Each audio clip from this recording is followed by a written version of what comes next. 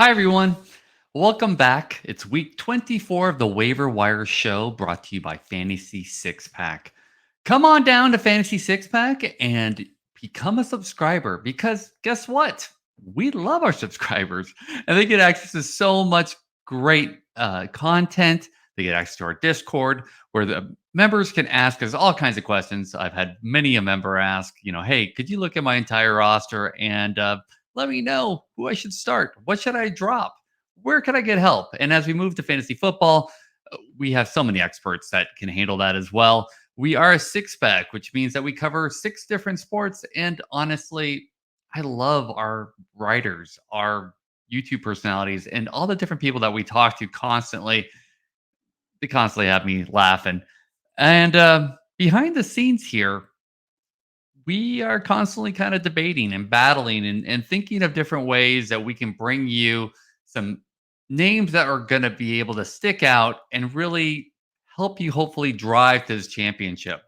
We're in our last few weeks here, and I'm a little upset because I don't get to do this show every week. But I can't thank you enough for keeping the comeback, sending great messages, letting us know how we're helping you, and giving us questions. That's what we love to do because without those questions, we don't know what to do every week. Again, I'm here by myself because my amazing co-host Jason Beckner is not going to be here again this week. He'll be joining me next week, but I am Dap Scout JP, here to help out with this week's waiver wire picks. We look to try to find people that are 50% or less owned and hopefully a lot less owned so that you can try to find them on every one of your waiver wires.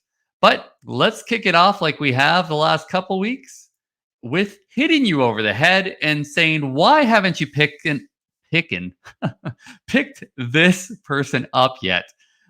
Evan Carter, the outfielder for the Texas Rangers, top 10 prospect. We talked about him the last show last week in week 23. Now we're in week 24. And yes, Mr. Evan Carter is already doing what he did. He's already hit his home run. He's already had stolen bases. He's constantly showing also why he deserves to play every day with his web gems. And look, I'm going to just show you this this particular play from yesterday because frankly, we don't need to listen to that audio. We can just listen to me. Look at this. Look at just diving out. Wow.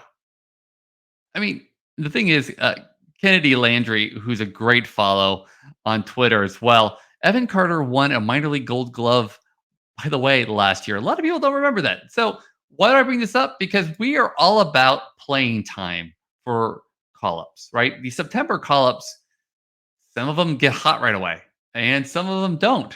But if they're playing great defense, that means they're going to play all 9 innings. They're not going to get that defensive replacement that sometimes happens when they're in close games. And so if you're seeing a rookie like that playing great in the field, hey, I expect a lot more at bats. And I really want to just kind of show you the fact that he's getting on base every game. Now, not a hit every game, but he's also walking as well. I mean, look at this hit. He didn't play. And I'll talk to you about that here in a second. And then here we have a walk, and then we have 2 hits, and then we have a walk, and then we have 2 hits. I mean, it's just consistent. Oh, and 2 walks here on September 14th. The only thing driving me nuts, come on, Rangers, why do you call him up? That he's sitting on these random nights. He doesn't need to rest. He's like 22 years old. He needs to be playing every day. That's the only thing that's driving me nuts about him. But I mean, honestly, he's producing on every possible place. He's already had 2 stolen bases. He's walking. Just give him a chance to play and get, really accustomed to that major league level, pitching. And I think that you're going to be really happy with what you see if you can go pick up Evan Carter off your waiver wires there as long as the Rangers just come on, give him a chance. All right, let's get to this week's waiver wires. The new picks, the picks we haven't gone into yet. And our very first pick is going to be Matt Vierling of the Detroit Tigers. Now, we have a theme that wasn't meant to happen this week. It's called Best Friends, and I'll talk to you about it here in a second. And I just made that up, so hopefully it works out. But yeah, our best friends. Now, Matt Vierling is somebody, if you follow me at all, especially last year, was somebody I was really talking a lot about with the Phillies. And then again, I talked about him in the offseason because myself and Jason, we covered all these NL teams. And I said, look, Matt Vierling's numbers don't jump off the page, but he is amazing for best ball. Well, the Tigers acquired him, and I was like, wow, this could be it. And Matt Vierling is just constantly filling up the stat sheet in various places. And we'll talk a little bit more about that here in a second. But I really want to talk about what he did just recently here on the 15th, which is just yesterday. Evan Petzold, Evan Petzold on Twitter. Matt Vierling, whom the Tigers acquired from the Phillies in the offseason, hey, we just talked about that, is still trying to unlock poolside power. And his 448-foot grand slam could be the first indication of a solution. And Vierling says it's loading up and being ready to go. And again, please support local papers and things of that nature. They have a great story talking about that, about elevating the ball to the pull side. And look how happy he is. I mean, he just hit a grand slam. That's great. But let's talk about him a little bit more let's see what else he's doing correctly. Not correct. Sorry. What else he's doing well, right? So you look at Baseball Savant, which we're looking at red, right? We want to find places where, it gets the redder, the better. Fielding is great. That doesn't help us at all. Running, sprint speed's great. So, we should be seeing a lot more stolen bases, but we don't. We only seen 6 stolen bases. Come on, Matt. More stolen bases there. What we are seeing is that he doesn't whiff a lot. Now, he does K, but he doesn't whiff a lot. That 85% is great because he's getting that ball in play. And if you look at this amazing looking spray chart, it's all over the place now. Again, poolside power, we're looking there in the left field, but he's getting singles everywhere. That's what I would like to see. I like to see the spray chart going everywhere. I also expect him to be able to play every day while he's going out there. He's going over 450 plate appearances, is way beyond the last 2 years. Well, 2021 was our COVID year, but almost 100 some odd more than last year already. And he was injured quite a bit last year. I'm expecting to see more batting average increase, right? You see that at 72% right there at 266. The expected batting average is going to be even creeping even higher there. The slugging's not there yet, but again, with the speed and everything else, we should be seeing a lot more from Matt Vierling as well. Now, the 27-year-old, what else should we be seeing here? So he's spent some time in AAA, mostly from the doing from the injury. But look at this: 119 games with the plate appearance that we talked about already. 9 home runs. I'm really expecting that number. Expecting him in the last couple of weeks to really hit about 3, maybe 2 or 3 more of those right there. And the RBIs and the runs don't look great. It doesn't jump off the page. But what we are seeing is a lot more here in the last few weeks. We're seeing a lot more power numbers. We're seeing a lot more of him getting good contact on the ball. And I'm expecting to see a lot more help with, especially with the average on base percentage and hopefully the slugging as well. It's a great cheap pickup, especially if you're in a 4 outfield league. I really would suggest strongly to go grab Matt Vierling. He's not going to just, get super exciting, but something that we definitely would highlight and suggest that you should go get. Now, why I was talking about best friends earlier is because we're going to be talking about teammates here. Matt Vierling, Detroit Tigers, and Reese Olson from the Tigers as well. Reese Olson, wow. I mean, okay, if Matt Vierling's not getting you excited, Reese Olson should. Calico Joe, the Calico Joe MLB on Twitter. Reese Olson since August 28th. This is amazing. Gets me excited. And I don't get excited about pitchers. 24 innings pitched, 1.5 ERA, 23 Ks, which is an 8.63 Ks per 9. Not great, but hey, all those other numbers are fantastic. 93.4% left on base percentage. Whoa. That's crazy. You only see like relievers maybe do that sometimes. But all downhill action. Look at this. 95 on the corner. I love this 96 on the other side. Now, this is great. Catcher's calling for the ball up. He goes completely, though, opposite corner, which is even better. But at the same time, he's just getting it done. Let's look at another tweet here as well. Rogelio Castillo Reese Olson, in 12 of his 16 starts this season, has given up 2 runs or less. Incredible. You didn't need the incredible part because, I mean, that's 12 of 16 starts giving up 2 runs or less. Why has more people not talked about him? Because, well, he's with the Tigers. But yes, Reese Olson, if he's available on your waiver wire, go grab him right now. Pause this video, go run and go grab him. You need to go get him. So let's look at how he's been doing this too as well, right? I love Baseball Savant really breaking this out, letting us see kind of graphically what he's pitching. So this line here that you're seeing, that is where the average velocity is for the league. So if you see kind of where that is right now, you can kind of see where the hump is. That's where the average is. So he's doing it with 4 pitches: fastball, slider, changeup, and curve. And he's throwing the fastball just under 50% of the time. The slider and the fastball, he's a fastball slider pitcher, and he's throwing in the changeup and the curve to keep people honest. The curve comes in at 5%. So it's not, let's be honest. If you only throw in a pitch 5% of the time, it's pretty much going to be I'm going to keep you honest just in case you didn't know this was coming. And I don't trust it that much. So I'm probably not going to throw it that much. But everything else looks stellar. 95 average mile an hour fastball. It's a pretty good pitch, along with an 85 mile an hour on average slider as well. Everything else on the Savant page doesn't really kind of jump off, right? The fastball velocity is in the 64th percentile. The chase percentage, 61 percentile. Nothing kind of just blowing me away here if I just looked at these stats.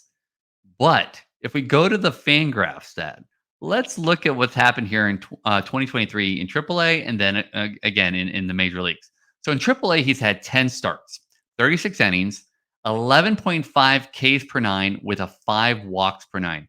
Now, that 5 walks per 9 should kind of scare you because as you've talked, if you ever listened to me, I'm really kind of a 3-ish walk per 9 or less guy when I'm really wanting to, love a pitcher.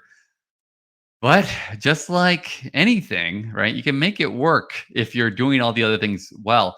The batting average of balls in play, I mean, this number is crazy. I mean, over 3.5. I mean, 350 or and above is just nuts. And again, I don't think that's sustainable either. And that could just be bad defense in AAA. I really didn't dive in much there. But we are seeing something consistent. 60% or more of left on base percentage and around 45 and above ground ball percentage. So ground ball pitcher, really keeping those home runs down. But man, 6.38 ERA, yikes, right?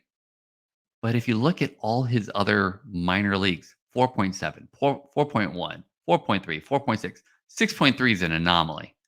And he only had 10 starts, so I don't think he really kind of got a chance to be settled in. Then he went up to the majors with 4 wins and 7 losses. You're like, ugh. But then he had the 16 games started, and I think he's starting to really settle in. You have almost a 9 Ks per 9. You have 2.8 walks per 9. The home runs exactly where it needs to be, where he's shown throughout his career, about 1.2. And then again, left on base right there at 60%. I am loving this stat line. Grab him now for this season. Grab him now if you can in Dynasty. If he's available in Dynasty, call me. Let me know what Dynasty League is allowing Reese Olson to still be available. I would love to join your league. But other than that, I am just seeing all types of green flags here and loving the fact that he also pitches in Detroit, which is great for pitchers because of the really deep fences there as well. So go grab some Reese Olson. Definitely a great pickup. All right. So from one teammate batch to the next, let's go. I'm excited about this one. I am. I'm telling myself I'm excited because guess what? We're going to listen to a broadcast for a reason, and I'm going to tell you why after we listen to the broadcast.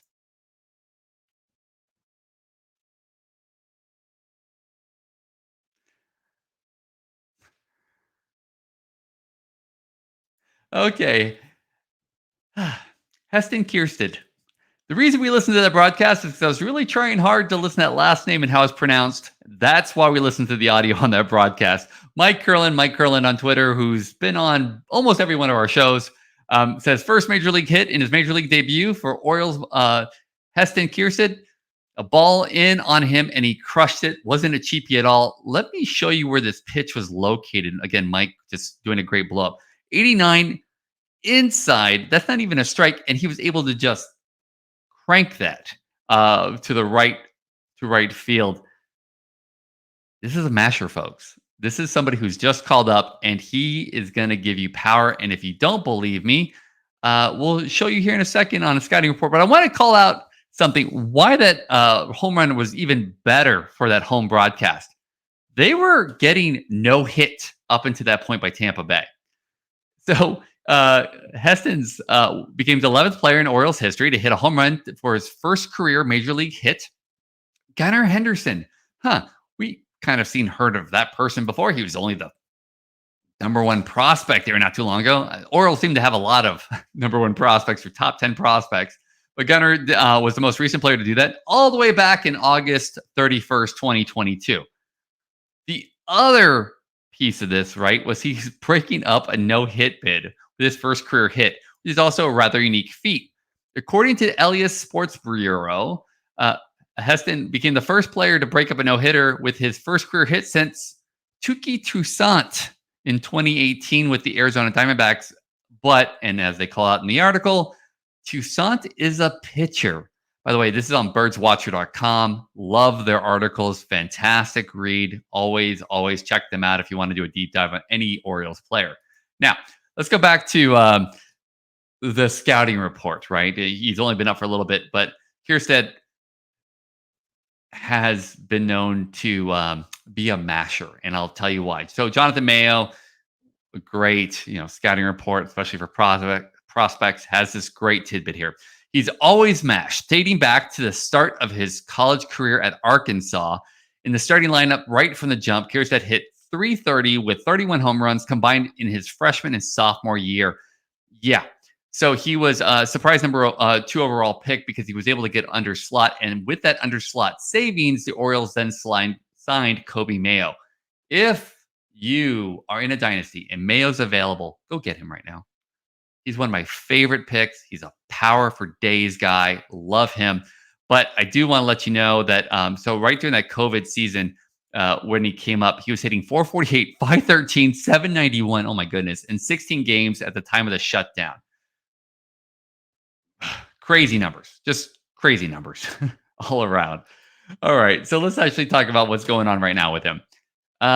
Yeah, I mean, we could talk a little bit about what's going on, I guess, in the majors. He's had 3 plate appearances. Well, he's had another one here. But 1 home run, 1 hit, and 1 run scored. Amazing how that happens. And he's had 2 strikeouts.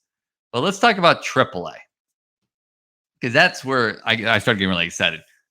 337 plate appearances in 76 games. 10 home runs, 57 runs scored, 32 RBIs. And only at 20%. I mean, he's keeping these strikeouts down and along while walking almost 7-8%. I mean, that's phenomenal. With a slugging percentage right around 500. So you're giving me 371, 380, depending on which, at what league, on base percentage, and a 500 plus slugging percentage. Yes. Thank you. I love you. I'm so happy to have you in the majors. I want all of that. A power hitter for days. This is the perfect time to take advantage of this. This is kind of like that lightning in a bottle before the pitchers have a chance to adjust to him. You're only a couple weeks away. If you need kind of that 4th outfielder, if you need somebody who's going to be designated hitter, honestly, I don't know where the Orioles are going to play him. They're going to probably try to mix and match, put him in a bunch of places. He's playing designated hitter right now. In my leagues, in a couple of my leagues, he's available in DH and outfield. I'm not really sure he's going to be everywhere, but expect him to try to play. And if he keeps hitting, he's going to play. He does have to do a lot to crack that lineup. It's a crazy lineup. But with that type of power, especially in that field that doesn't like power that much, he's showing that he has enough power to get it over the seats. So definitely a big fan, Heston. Heston, I'm going to just leave it there. I've tried to say his name enough, and I think I've hit it a couple times. I'm not going to try to ruin it here at the end.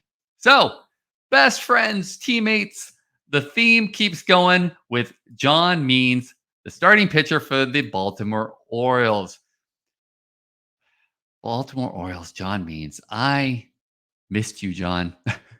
John Means is back on the mound for the first time in 517 days. That comes from the Baltimore Orioles Twitter account. It's always great to see somebody come back. I don't ever like to see somebody leave for injury, and seeing somebody come back, push through, and make it almost 2 years back. I mean, 2 years of missing time, Tommy John and everything, and he's back. John Means, welcome back. Now, we didn't see a lot of, goodness here. I mean, not much of a recovery, shall we say. They put him right in. First game started. He only had 1K. Got a loss with one game started. And I mean, what did we expect here, right? Let's look at this. So 5 innings pitched, 20 batters faced, 5 hits allowed, 3 earned runs, 2 home runs, 1 strikeout. I mean, hey, he got back on the bump.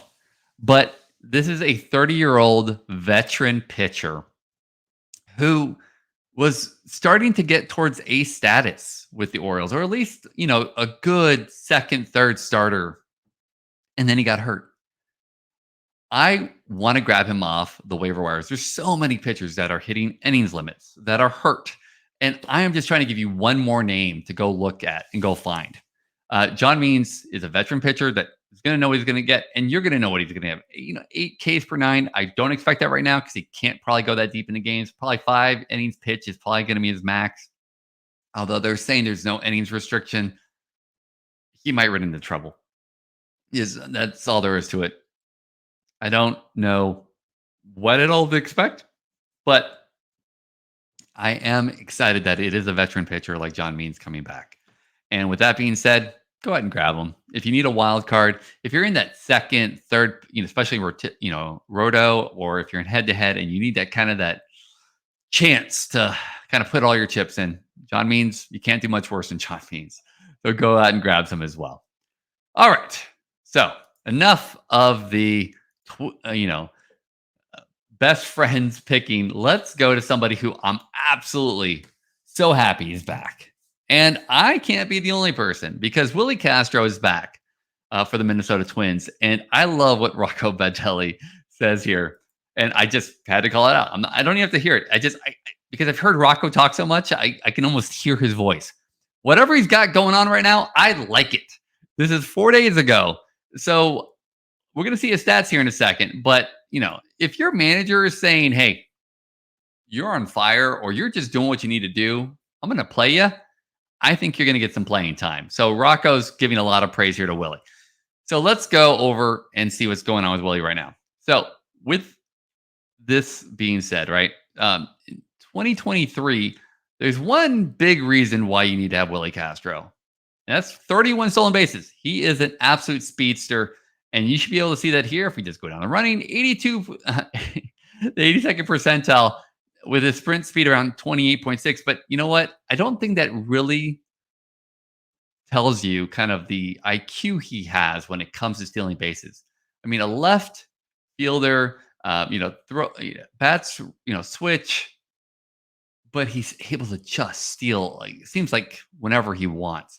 He hasn't stolen lately, though. And I think it's because of, the recovery, coming back from the injured list. Maybe he just doesn't want to hurt himself, or maybe they're just kind of taking it easy to get him acclimated, but he's getting it done elsewhere. But I do want to show you one more thing before we leave this. Look at this spray chart. It's a thing of beauty. I mean, you see the home runs, you see the triples and the doubles and the singles. And with that speed, he's going to get on base. But man, he's got infield singles. He's got all power. And I love seeing that kind of Pollock painting for you. So let's go to the fan graphs page. I want to call out one thing here before we get any further. I thought he was a lot older. I was going to say 28. He's 26. Wow. Wow. Willi Castro to me seems like he's been around for a while. And he's also 6'1". Again, I always thought Willi was maybe 5'10". Maybe it's his name. Maybe Willi just makes it sound like he's a shorter person. 6'1", 206, and he's a speedster. Wow. Okay. So remember, he's missed some time. He just got back from, the injury. And with that being said, we're still looking at somebody with 31 stolen bases, 52 runs scored, 7 home runs, which is fantastic. And he just doesn't strike out a bunch, right? 24% K rate with a 7% walk rate. Just get on base. That's all we want him to do. Just get on base so he could steal and cause havoc. So if you need stolen bases, Willi Castro is a great bet to do it. If you need some runs scored, Willi Castro is a great bet to do it. And frankly, they're going to allow him to play because they need that spark in the lineup. And it's not like he's not getting it done everywhere. He just seems to kind of be evolving to where do you need me? What do you need? What stat do you want? I'll provide it for you.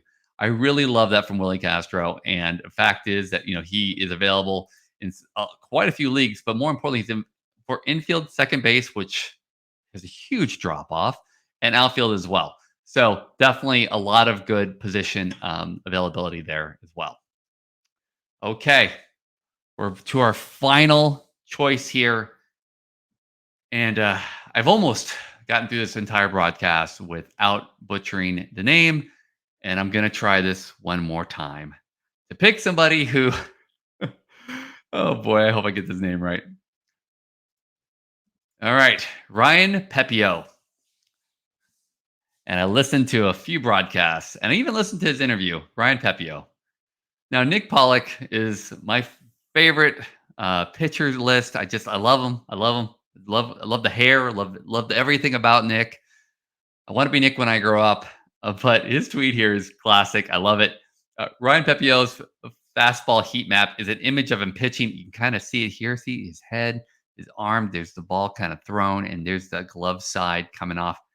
Look, I know he's kind of giving some hate here, especially with Alex Fast saying, Nick, you have to go to bed, my guy. But frankly, I see it. I see it, Nick. I see what you're doing here. I love this. Okay. So let's actually go into what Ryan Pepiot is doing. So first off, he's with the Dodgers. So let's stop right there. He's with the Dodgers, which means that he's going to be providing you with a chance to win every time he goes out there. They have enough. They have enough offense. They have a chance to win every night as well. So with that being said, the great thing is here too, he doesn't qualify on here, right? We don't see a lot of qualifications here for, extension. Okay, great. He's got a great extension, which is fantastic. Less time for the batter to react, quicker time to plate. But I want to show you how he's getting done. He's a 3-pitch pitcher, right? The league average miles per hour there, and he's right there on the right-hand side of both of those. He's throwing 51% of the time with his fastball, which is right now about 94 miles an hour, average miles per hour. His changeup, great change of pace, right? 94 and then dropping off to 86. You need to keep hitters off balance. He's doing that 34% of the time. And then a slider that is much slower than the average there, but I'm sorry, much faster than the average. I read that wrong. Much faster than the average, 89. So having a slider there at 89 and he's only throwing it 15% of the time, he's getting it done. That's all there is to it. He's just getting it done. And I can show you this. This is the best part about it. So he had 6 starts with the Dodgers in AAA this year. Now he was there last year too, but let's look at these 6 starts. This is great. 10.32 Ks per 9. Wow. And then 1.99 walks per 9. Let's go back to last year. Okay, 11.23 Ks per 9. Okay, he was showing a strikeout potential, but he was at 3.5 walks per 9. He's really improved that control. That part there stands out. He's really improved that, and he's dropped. His left on base percentage is right about where he was last year when he got to the majors. But again, the fact that he's kept his ground ball percentage about where it needs to be, and he's dropped that walk percentage. My guy, Ryan Pepiot, you're my hero. You're everything I've ever wanted in a pitcher. Somebody who's going to strike out a bunch and also walk. Now, I bring that up because right now in the majors, he's started 3 games.